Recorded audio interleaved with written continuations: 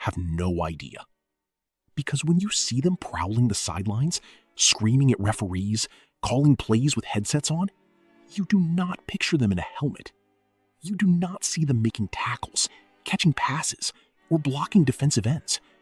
But they did all of that. And the fact that they transitioned from being elite players to elite coaches makes their stories even more remarkable. Some of them played positions you would never guess. One of them was a 2-time Pro Bowl linebacker. Another was a wide receiver who caught passes from Hall of Fame quarterbacks. This is not a list of former players who became mediocre coaches. This is a list of players who became championship-winning, Hall of Fame-level coaching legends. And I guarantee you will be shocked by at least half of these names. If you want the most well-researched football content on YouTube, subscribe right now. This one is going to blow your mind. Let's go. Starting at number 10, with the most recent name on this list, Mike Vrabel, current head coach of the New England Patriots as of 2025. And yes, most football fans know Vrabel played, but what they might not know is just how good he was. Vrabel was a linebacker and defensive end who played 14 seasons in the NFL from 1997 to 2010. He was drafted by the Pittsburgh Steelers in the 3rd round of the '97 draft out of Ohio State. He spent 3 seasons in Pittsburgh before being traded to the New England Patriots in 2001. And that is when Vrabel became a legend. With the Patriots, Vrabel won 3 Super Bowls. He was a key piece of the dynasty that dominated the early 2000s. But here is what made Vrabel special. He was not just a defensive player. In goal line situations, the Patriots would line Vrabel up as a tight end, and he caught 10 career touchdown passes, all of them in the playoffs or critical regular season games. He caught a touchdown in Super Bowl 38. He caught another touchdown in Super Bowl 39. A linebacker who also played tight end and caught Super Bowl touchdowns? That is Mike Vrabel. He finished his career with the Kansas City Chiefs and retired after the 2010 season. He became the defensive coordinator at Ohio State, then linebackers coach for the Houston Texans, then defensive coordinator, and then head coach of the Tennessee Titans from 2018 to 2022. He took the Titans to the AFC Championship game in 2019. And in 2025, he returned to New England as head coach. Mike Vrabel is proof that championship players can become championship coaches, and he is just getting started. Number 9, Mike Singletary. And if you know football history, you know Singletary the player. But younger fans only know him as the coach who pulled down his pants during a halftime speech. Let me remind you who Mike Singletary was on the field. Singletary played middle linebacker for the Chicago Bears from 1981 to 1992. He was the emotional leader of the 1985 Bears, one of the greatest defenses in NFL history. He was a 10-time Pro Bowler, 7-time first-team All-Pro, 2-time NFL Defensive Player of the Year. He is in the Pro Football Hall of Fame. When you watched the '85 Bears defense, Singletary was the heartbeat, the eyes, the communicator, the man making every adjustment, calling every coverage, setting every front. His intensity was legendary. Opposing offenses feared him not just because of his physical ability, but because he could diagnose a play before the snap and position his teammates perfectly. Singletary studied film obsessively, a habit that would serve him well in his coaching career. His preparation was so meticulous that teammates often joked he knew the opposing offense's playbook better than their own coordinators did. After retiring, Singletary moved into coaching. He was the linebackers coach for the Baltimore Ravens and then the San Francisco 49ers. In 2008, he was promoted to head coach of the Niners mid-season after Mike Nolan was fired. And that is when the infamous halftime speech happened. During a game against the Seattle Seahawks, Singletary benched tight end Vernon Davis for lack of effort. At halftime, in front of the entire team, Singletary pulled his belt off and dropped his pants to make a point about preparation and accountability. The clip went viral. The Niners lost. Singletary's head coaching tenure ended after the 2010 season with an 18-22 record. But his legacy as one of the greatest linebackers in history remains untouchable. Mike Singletary was a Hall of Fame player, who became a meme as a coach. Football is a strange, beautiful game. Number 8. Herm Edwards.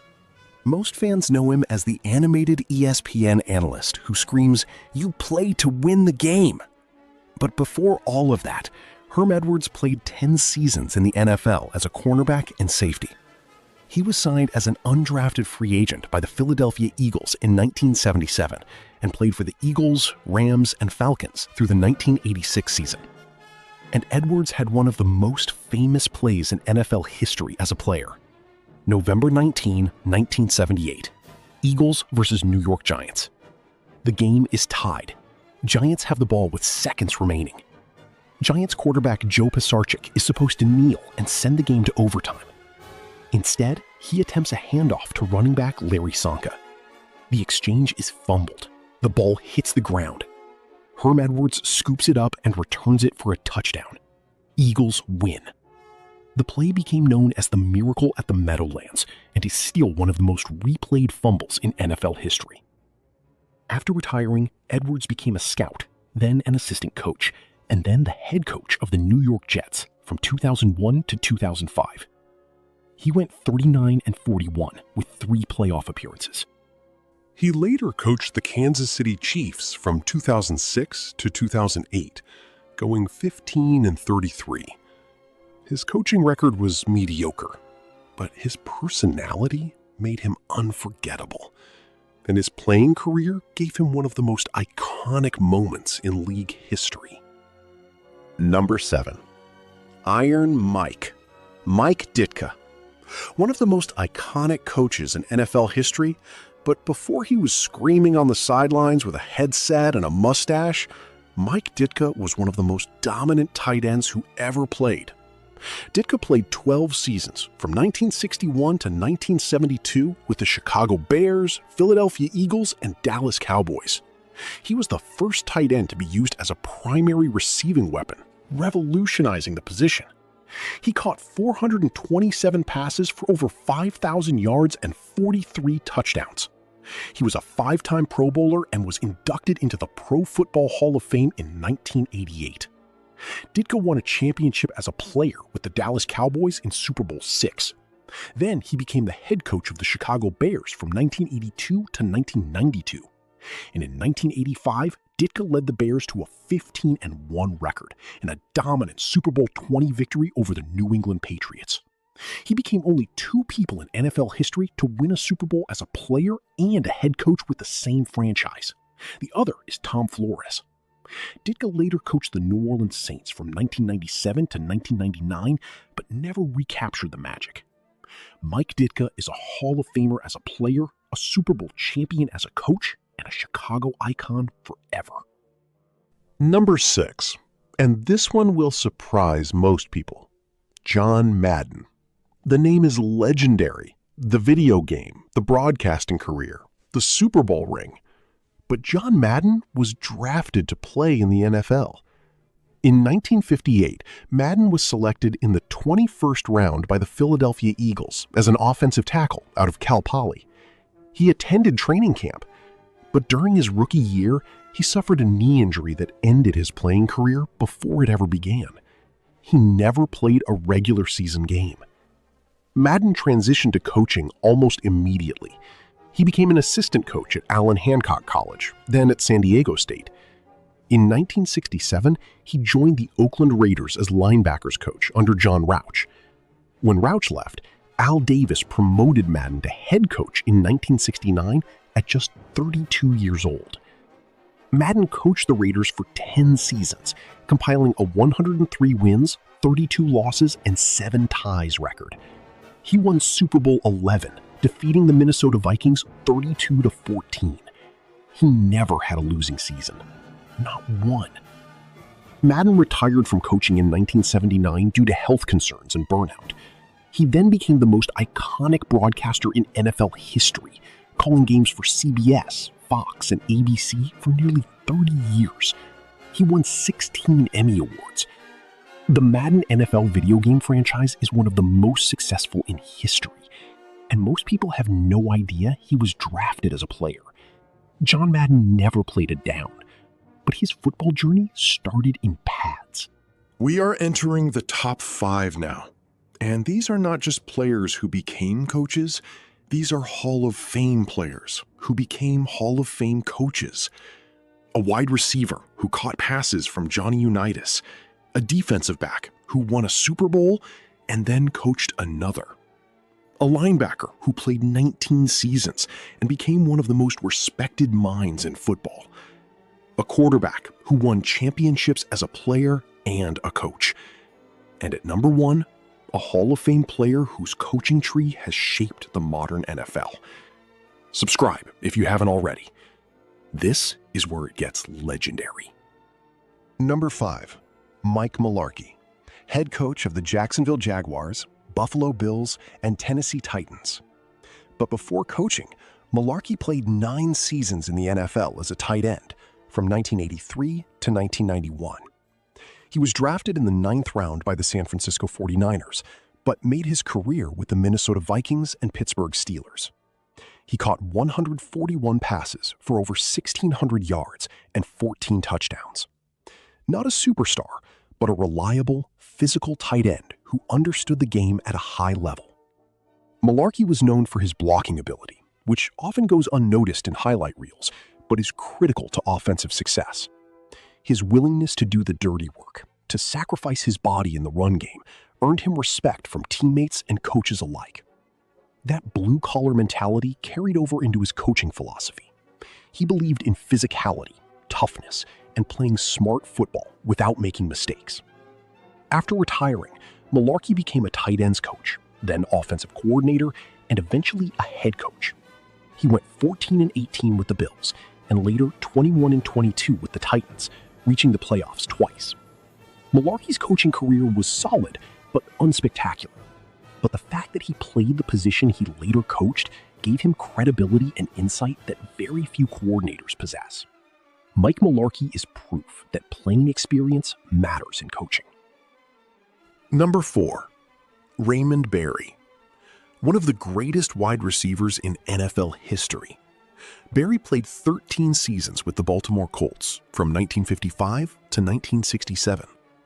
He caught 631 passes for over 9,000 yards and 68 touchdowns.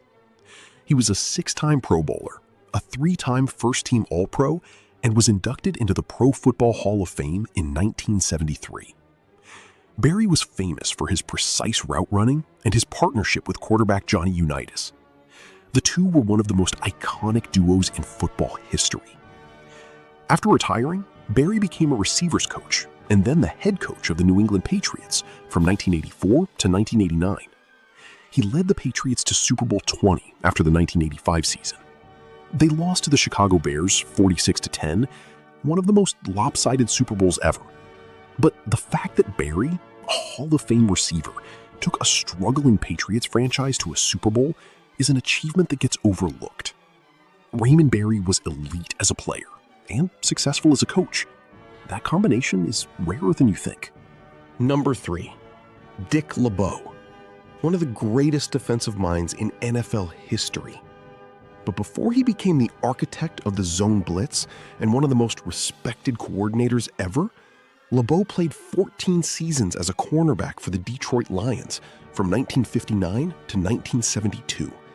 He intercepted 62 passes, third most in NFL history at the time of his retirement. He was a 3-time Pro Bowler and was inducted into the Pro Football Hall of Fame in 2010. LeBeau understood coverage because he played it at the highest level. After retiring, he became a coach. He served as defensive coordinator for the Cincinnati Bengals and Pittsburgh Steelers, creating defensive schemes that are still used today. He was the head coach of the Bengals from 2000 to 2002, going 12-33. Not great, but his true legacy is as a coordinator. The Steelers' defenses under LeBeau were legendary, fast, physical, aggressive.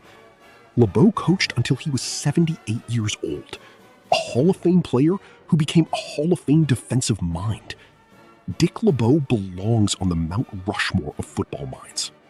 Number 2, Tom Flores, the most underrated name in NFL history. Flores played 9 seasons as a quarterback with the Oakland Raiders, Buffalo Bills, and Kansas City Chiefs from 1960 to 1969. He was not a superstar, but he was smart, tough, and understood the game at an elite level. After retiring as a player, Flores became an assistant coach with the Raiders. In 1979, he was promoted to head coach, and what he did next changed history. Flores led the Raiders to 2 Super Bowl victories, Super Bowl 15 after the 1980 season and Super Bowl 18 after the 1983 season. He became the first Hispanic head coach to win a Super Bowl. He is also one of only 2 people to win a Super Bowl as a player and a head coach with the same franchise. Tom Flores is not in the Pro Football Hall of Fame as a coach, and that is one of the great injustices in sports. 2 Super Bowl rings, a trailblazer, a champion, and most fans never heard his name. Number 1. Dan Reeves. Most fans know Reeves as the head coach who went to 4 Super Bowls and lost them all. But before that, Dan Reeves was a running back for the Dallas Cowboys from 1965 to 1972. He played 8 seasons, rushing for over 2,000 yards and catching over 190